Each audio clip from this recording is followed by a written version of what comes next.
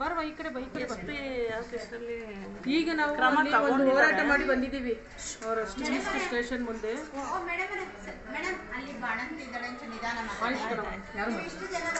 ನಿಮ್ಮ ಅಲ್ಲಿ ಪೂರ್ವ ಪೊಲೀಸ್ ಠಾಣೆ ಮುಂದೆ ಅವ್ರನ್ನ ವಜಾ ಮಾಡಬೇಕು ಅಂತ ಹೋರಾಟ ಮಾಡಿ ಬಂದಿದ್ದೀವಿ. ಈ ಘಟನೆ ಯಾರಿಗೂ ಮರುಕಳಿಸಬಾರ್ದು. ಇವಳಿಗಾಗಿರೋ ಪೆಟ್ಟು, ಇವಳಿಗಾಗಿರೋ ನೋವು, ಇವಳಿಗಾಗಿರುವ ಅನ್ಯಾಯ ಯಾರಿಗೂ ಆಗಬಾರ್ದು. ಮತ್ತು ಇದಕ್ಕೆ ನ್ಯಾಯ ಸಿಗಬೇಕು. ಈಗ ಇಡೀ ಮಂಡ್ಯ ನಗರದಲ್ಲಿ ಎಷ್ಟು ದನಗಳು ಹಸುಗಳು ಓಡಾಡ್ತಿರ್ತಾರೆ. ಈ ಹೆಣ್ಮಗಳು ಅಲ್ಲಿ ಹಸು ಕಟ್ಟಿದ್ರು ಅನ್ನೋ ನೆಪ ಇಟ್ಕೊಂಡು ಒಬ್ಬ ಇನ್ಸ್ಪೆಕ್ಟರ್ ಬಂದು ಎತ್ತಕೊಂಡು ಬಂದ್ಬಿಡ್ತಾರ. ಎಲ್ಲರೂ ಹಂಗೆ ಮಾಡ್ತಾರೆ ಅವರು. ಅದಕ್ಕೆ ನಾವು ಅವ್ರ ಮೇಲೆ ಆಕ್ಷನ್ ತಗೋಬೇಕು ಅಂತ ರಾತ್ರಿ ತುಂಬ ಸುಸ್ತು ಪಡ್ತಿದ್ಲಲ್ಲ, ಅದಕ್ಕೋಸ್ಕರ ನಾನೇ ಕರ್ಕೊಂಡು ಅವರೇ ಇಲಾಖೆಯವರೇ ಟ್ರೀಟ್ಮೆಂಟ್ ನೋಡ್ಕೋತೀವಿ ಅಂತ ಹೇಳಿದ್ರು SP ಅವರು. ಈಗ ಅವ್ರದೇ ತಾನೇ ಖರ್ಚು ಇದಕ್ಕೆಲ್ಲ. ಏನು ನಾನು ಅದ್ರ ಬಗ್ಗೆ ಇದಿಲ್ಲ, ಇನ್ನೂ ಟ್ರೀಟ್ಮೆಂಟ್ ಬೆಳಗ್ಗೆ ಕೇಳಿದ್ದಕ್ಕೆ ನಮ್ಮದೇ ಅಲ್ಲ ಮಾಡ್ತಾ ಇದ್ದಾರೆ ಟ್ರೀಟ್ಮೆಂಟ್. ಅಂದರೆ ಅಡ್ಮಿಟ್ ಮಾಡಿದ್ದಾರೆ. ಟ್ರೀಟ್ಮೆಂಟ್ ಇಲ್ಲಿಗೆ ಮಾಡಿದೀವಿ ಅಂದ್ರೆ ಇಲ್ಲಿ ಟ್ರೀಟ್ಮೆಂಟ್ ನಾವೇ ನೋಡ್ಕೊತೀವಿ ಅಂತ ಹೇಳಿದ್ರು ಪೊಲೀಸ್ ಇಲಾಖೆ. ಬಟ್ ಅದರದ್ದು ಅವರೇ ನೋಡ್ತಾ ಇದ್ದಾರೆ. ಬಂದಿದ್ರು ಯಾರಾದ್ರು ಅವ್ರ ಕಡೆಯಿಂದ ಪೊಲೀಸ್ ಕಡೆಯಿಂದ ಬಂದು ಕಳಿಸ್ಕೊಟ್ಟಿದ್ರು ನೋಡೋಕ್ಕೆ ಅಂತ ಹೇಳ್ಬಿಟ್ಟು. ಅವರು ತುಂಬ ಕ್ರಮ ತಗೊಂಡು ನೈಟೆಲ್ಲ ಸಸ್ಪೆಂಡ್ ಮಾಡ್ತೀವಿ ಅಂತ ಹೇಳ್ಬಿಟ್ಟು ಅದೇನೇ ಅಂತಂದ್ರು. ಫಸ್ಟಿಂದ ಏನು ನಡೀತು ಅಂತ ಡೀಟೇಲ್ ಹೇಳುವ. ನಿನ್ಗೆ ಹೆಂಗೆ ಅವ್ರು ಬಂದು ನಿಮ್ಮನ್ನ ಸುಮ್ಮನೆ ಏನೋ ಒಂಥರ ಹಳೆ ದ್ವೇಷ ಇಟ್ಕೊಂಡಿರೋರು ಬಂದು ಹಿಂಗೆ ಎಳ್ಕೊಂಡೋಗಿ ಹೊಡೆದು ಎಲ್ಲ ಮಾಡ್ತಾರಲ್ಲ, ಆ ಥರದಲ್ಲಿ ನಡ್ಸ್ಕೊಂಡಿದ್ದಾನಲ್ಲ ಪಯ್ಯಪ್ಪ. ಆಯ್ತು ಕಣವ. ಇದು ಹಸುದು ಮೊದಲೇನಾದ್ರು ಗಲಾಟೆ ಆಗಿತ್ತಾ? ಯಾರಿಗಾದ್ರೂ ಅಡ್ಡ ಹೋಗಿತ್ತಾ? ಹಸು ಅಂದರೆ ಇಲ್ಲಲ್ಲ, ಇದ್ರ ಹತ್ರ ಬರ್ತಿದ್ದಾಗ ವಂಜಾಕ್ಷಿ ಅನ್ನೋರು ಪಿಡ್ಸ್ ಬಂದೇನೋ ಬಿದ್ದೋಗ್ಬಿಟ್ಟವ್ರೆ. ಅಂದರೆ ಅಲ್ಲಿ ಪಾಡು ಮಾಮೂಲಿ ನಿವೇದಿತ ಮಲಗಿರ್ತದೆ. ಮಲಗಿದಾಗ ಅವ್ರು ಪಿಡ್ಸ್ ಬಂದು ಅವರಾಗಿರು ಬಿದ್ದುಬಿಟ್ಟಿರೋದು.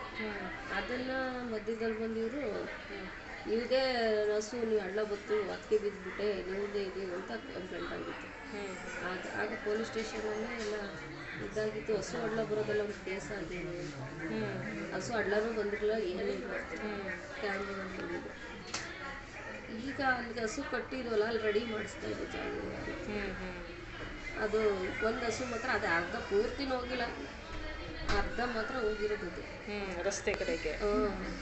ಎಷ್ಟೊಂದು ಗಾಡಿ ಅವೆಲ್ಲ ನಿಂತ್ಕೊತಾವೆ. ಎಷ್ಟಾಗಲ ಜಾಗ ಸಿಗುತ್ತೆ ಅಂಥದ್ರಲ್ಲಿ ಬರೀ ಹಸು ಒಂದಿಷ್ಟಾಗಲ ನಿಂತಿತ್ತು.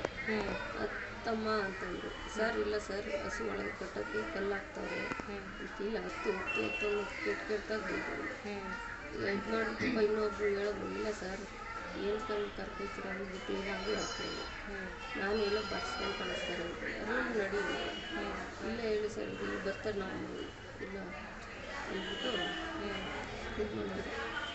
ಅಷ್ಟರಲ್ಲಿ ಒಳಗೆ ಕರ್ಕೋದಿದ್ದೆ, ಅವ್ರಿಗೆ ಚಿಲ್ಕಾಕೊಂಬಂದಿದ್ದೆ, ಬೈಕ್ ತಗೊಂಡಿದ್ದೆ. 2 ಕೈಲಿ ಎತ್ತೆತ್ತು ಹೊಡೆದಾಕಿದೆ. 2 ಕೈಲೂ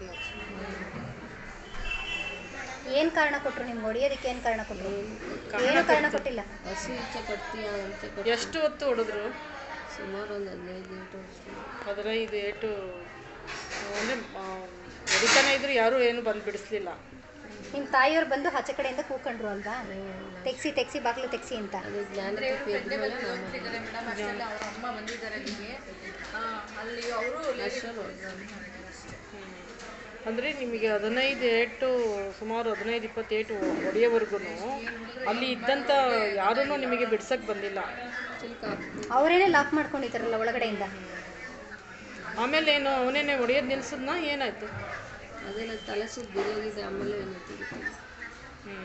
ಅಂದರೆ ನಿನಗೆ ಪ್ರಜ್ಞೆ ಇರಲಿಲ್ಲ ಅವಾಗ. ಪ್ರಜ್ಞೆ ಹೋಗಿದ್ದಕ್ಕೆ ಹೊಡೆಯೋದು ಬಿಟ್ಟಿರೋದು. ಅಂದರೆ ಪ್ರಜ್ಞೆ ಹೋಗೋವರೆಗೂ ಹೊಡೆದವ್ರು. ಕಿರ್ಚ್ಕೊಂಡಿದ್ದು ಪಕ್ಕದಕ್ಕೆಲ್ಲ ಕೇಳಿಸ್ತಿಲ್ವಾ? ಕಿರ್ಚ್ಕೊಂಡ್ರ ಜೋರಾಗಿ ಕಿರ್ಚ್ಕೊಂಡ್ರ? ಇನ್ನೇನು ಪೆಟ್ಟು ಬಿದ್ದಿರುವಾಗ ಅಲ್ಲ, ಈಗ 2 ಕೈಗೂ ಏನು ಹೇಳಿದ್ದಾರೆ ಡಾಕ್ಟ್ರೀಗ? ಮೂಳೆ ಮುರಿದಿದೆ 2 ಕೈನೂ. ಅದೇನೆ ಮುರಿದಿರೋದು, ಮುರಿದಿರೋದು. ಅದು ಈ ಕಾಲು ಮತ್ತು ಇವು ಬೆನ್ನು ಊತ ಇದೆಯಾ?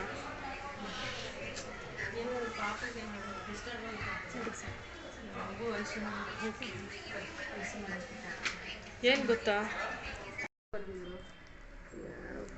ಡ್ರೈವರು ಅಯ್ಯನಗೌಡ.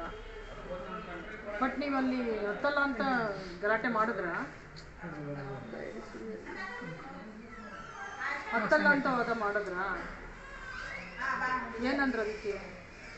ನೀವು ಧೈರ್ಯವಾಗಿರಪ್ಪ, ಏನಿಲ್ಲ, FIR ಆಗಿದೆ, ಅವ್ರ ಮೇಲೆ ಕ್ರಮ ಆಗ್ತಾ ಇದೆ, ನಿಮಗೆ ಟ್ರೀಟ್ಮೆಂಟ್ ಕೂಡ ಆಗುತ್ತೆ, ನೀವು ಧೈರ್ಯವಾಗಿರ್ಬೇಕು. ಪೆಟ್ಟು ತಿನ್ನಿಸಿರ, ನೊಂದಿದ್ದೀರಾ, ಮಹಿಳೆ ಮೇಲೆ ಈ ಥರ ದೌರ್ಜನ್ಯ ಆಗಿದೆ, ಇದು ಮತ್ತೆ ಅಲ್ಲ ನಿನ್ನೆ ನಾವೆಲ್ಲ ನಿಮ್ಮ ಜೊತೆಗೆ ಇದ್ವಿ ಅಮ್ಮ ಹಾಸ್ಪಿಟ್ಲಲ್ಲಿ ಅಲ್ವಾ, ನಿಮಗೂ ಗೊತ್ತಿದೆ.